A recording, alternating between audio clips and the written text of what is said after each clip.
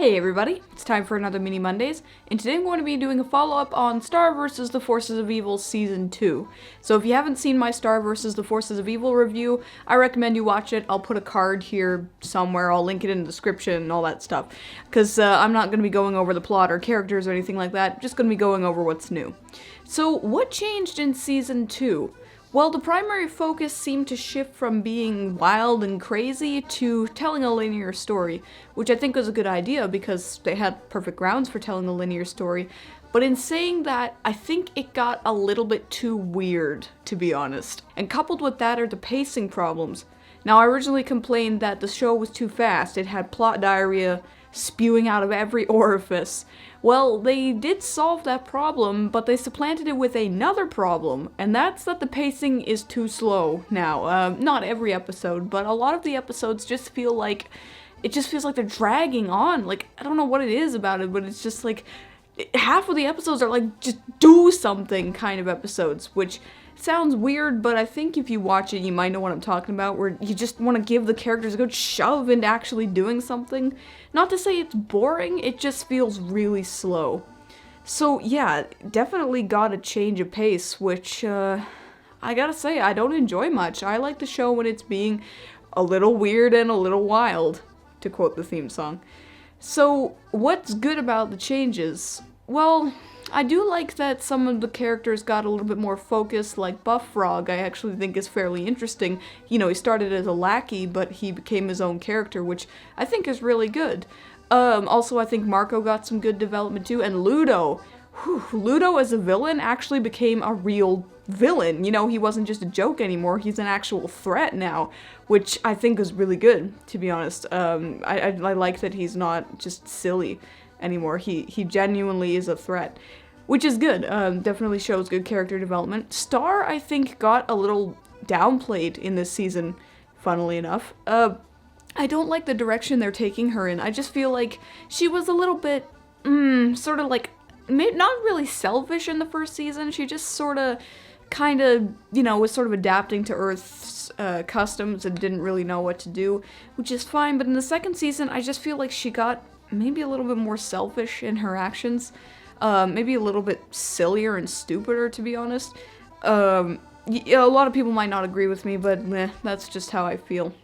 So, overall, I think that the second season, strangely enough, is not an improvement over the first season. Even though it's telling a linear story, which I do think is really interesting, it feels like the entire second season is build up for the third season. Which sounds good in theory. It means that they're building a strong story, which is great. But in practice, it doesn't work really well, because they should basically rename the show from Star vs. the Forces of Evil to Star and the Ever-Mounting Mountain of Questions. Because, yeah, they set up all these plot points and these to-be-continued type things, but it doesn't really go anywhere in the season. Nothing's answered. Nothing is really fulfilled. It's just setting up a whole bunch of things. And yeah, there was a bit of that in the first season, but it kind of went into overload in this season, which I just think might not have been a wise idea. Maybe they should have put a bit more focus on actually answering these questions as opposed to just setting up more questions. So yeah, sure, maybe they'll fulfill them in the third season, who knows, because it is getting a third season.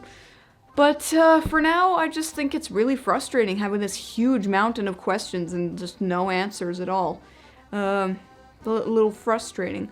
So overall, I think that Season 2 is not better than Season 1. It does some things better, like trying to tell a linear story, but in general, I just think it lost a lot of energy. It lost a lot of its wild and crazy attitude which it had, which was part of the appeal of it. It was just, you'd go there and it would be like 11 minutes of whoo, and then you'd be done, and that's great. That's what I liked about it. With a little hint of drama, that's what I liked. But now it's leaning a bit more towards drama, and I just feel like it's lost its identity a little bit. Who knows if they'll regain it in the third season, although if they have this many questions to ask and this big a story to fulfill, I seriously doubt it's going to be silly and crazy for much longer. So, in terms of my least favorite episode, I'd have to go with Spider with a Top Hat.